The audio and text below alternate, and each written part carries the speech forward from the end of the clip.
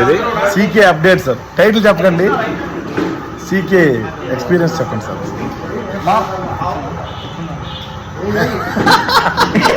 నా తలరాత అంటారా?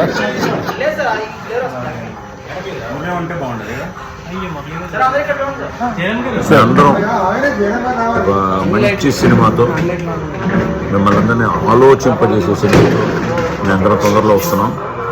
మనవాడు హీరో, నేనేమిటో సినిమా చూసిన మీరే తెలుసుకుంటారు. హీరో నా విలన్, అవసరాల కోసం తొక్కే పాత్రలు తప్ప హీరోలు విలన్లు లేని నాటకంలో